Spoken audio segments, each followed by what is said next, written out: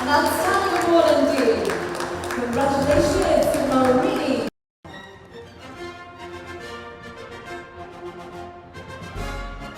Indeed, most outstanding export-oriented entrepreneur in the product category.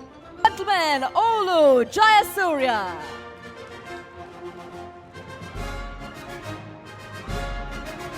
This accolade, ladies and gentlemen, your applause for our social entrepreneur, Manoji Wadugodapetiya.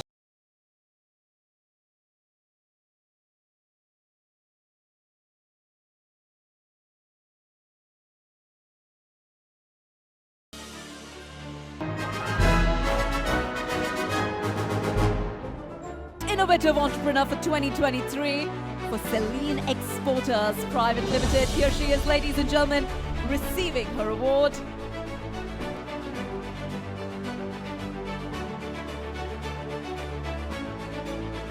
Masa Korala, the Digital Entrepreneur for 2023, winning it for Infoseek Private Limited, Mint HRM. Well done. Woman Entrepreneur for 2023 is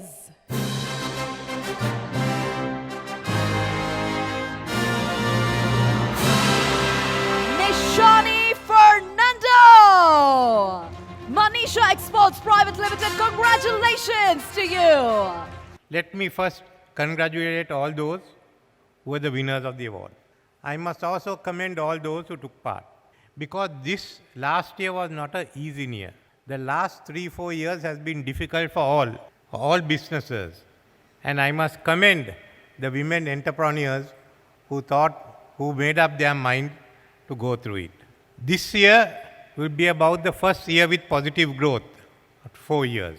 We've had a drop in our GDPs. We have gone down as much as 7%, and we have not yet come to the GDP of 2018. That will take another year or two. We just turned the corner in the last 2 quarters of last year. This is the first year we expect positive growth. It has not been easy. It has been difficult. We had to make many adjustments. We were living beyond our means. And all of you in business know what happens. So now we have to live within our means, which means that we cannot print money or borrow from the banks. So the only option then was to raise revenue. And that was a difficult period to put the VAT increase it in January, which is the most difficult year. But it is paying its way, it's paying rewards, because our whole intention is to strengthen the rupee and certainly drop the rate of inflation and therefore the rate of interest. So we will have to travel on this. There's no going back to the old period. We have to build a new economy. We have to undergo economic transformation, which means we are leaner, but we are also meaner.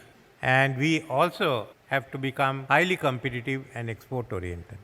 So it's in this atmosphere, in this background, that we all competed and succeeded. But in this period, there were also many who lost out. And we must help all those who are capable of rising again.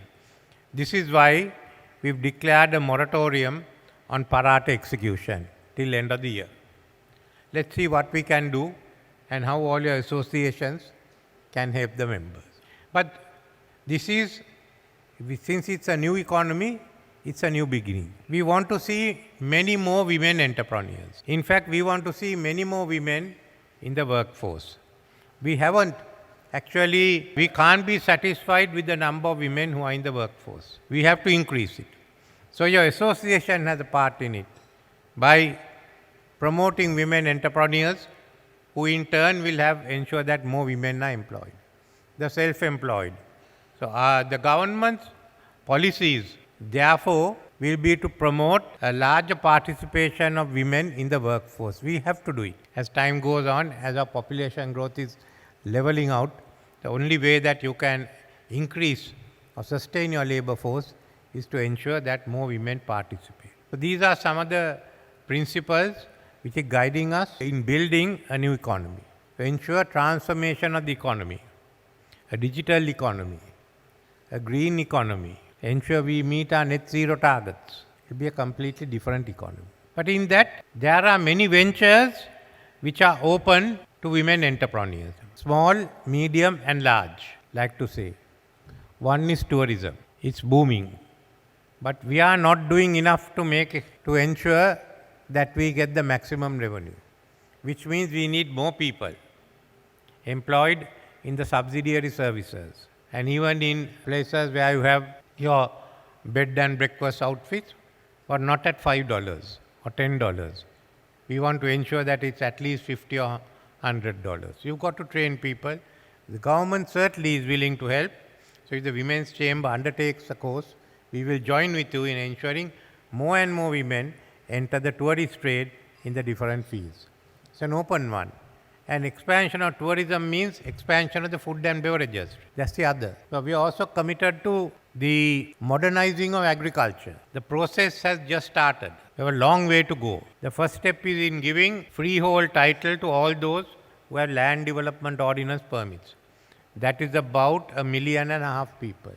They'll own their own land which they cultivate now. We are looking at also at the same time at the other end, making available the other plantations which are vested or controlled by the government. That can be developed. Looking at opening up system A and B of the Madyawediya zones to give it to farmers who would like to take part, includes not only males but also females. A lot of agro-based industries that will come in, including some countries who've asked us for land for food security, which means bringing in new technology. It's not subsistence farming. We are about to reorganize our agricultural services, improve the delivery system. I must say at the moment it's virtually non-functional. So this is the other area.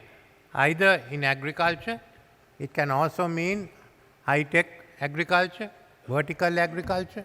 So these are all means in which we will be going ahead. So I think I would ask the association to come with a program to get more women involved in agricultural enterprises. Maybe micro, maybe small, maybe medium, maybe large. But it's an open field. It's not merely a question of cultivation. It's the whole supply chain. And at the end of it, can you compete into the markets of other countries? While our population will be stable, you have to remember the population in the countries of the Indian Ocean rim will all increase. Around us in South Asia, there may be about 600 million more people, not counting the fact that they'll have a higher income level. So food is one item that we could think of. We are looking at education, opening up education. I don't think countries with billions and billions can all run the education service at the same levels. We are a small country. So we have time. We have time. We have 10, 15 years to go ahead. Then the other areas, there are many others that are available, but I am happy that many of them have engaged in technology. A large number has now used technology. Yes, I think that's one area that we want to bring in the new technologies and go in with the digital transformation, even to promote AI. And that's another area in which, with the association, we'll certainly work out programs to help women who get into the field of technology.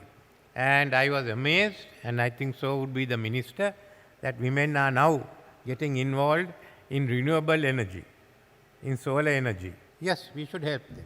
Another area where there's money can be done. And there are, I think, enough women who can participate. I mean, renewable energy is one way in which you can earn money and stay at home.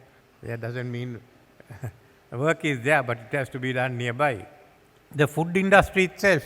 So these are whole new range of industries that are coming in, of other enterprises. There are many more. So we'd like the association, the chamber, to join us and see how we can get women, promote women to get more involved in entrepreneurship and also in training people for employment. That's another area. While we do this and we are promoting the economy, promoting more women being involved, we are also looking at the empowerment of women. At the moment, the cabinet has finalized the Women's Empowerment Bill. We have also worked on the Gender Equality Bill. So both those will become law very soon, as far as the women are concerned. And then the Gender Budgeting Bill. That will take a little longer, but those are three bills that are on the way. Outside your area of commerce, of course, we still have to have discussions and finalize the new legislation on violence against women, so to modernize the system. So these are some of the areas while the government would like to see more and more women participate in the field of enterprise, we will also be bringing around the legislative changes. And I must say, this was done by all of us. I met the women parliamentarians. They have formed what's called the Women's Caucus in Parliament. And I said, these are about women. These are the topics, kindly give me the draft laws. So they sat, they had hearings, that of course is normal. And at the end of it, they have produced the reports. So I must commend all the members of the Women's Caucus, starting from Dr. Fernando Pulle, who irrespective of political parties got together for the betterment of the women. I wish the male leaders will also do that. Unfortunately, I've asked them many times, join us. We have to go to a new economic framework. We can go back.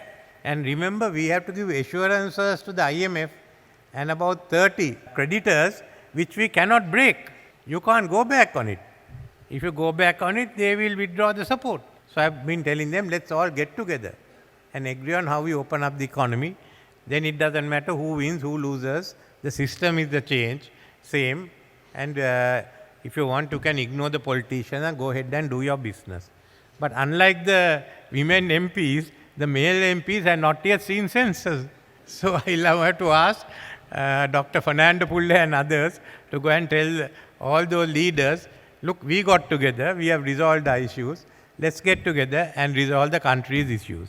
So anyway, I don't want to take any more of your time talking about what the males in the opposition are doing. You see it every day on TV. Nevertheless, I'd like to thank the Chamber for having invited me and wish you all the best in your endeavors.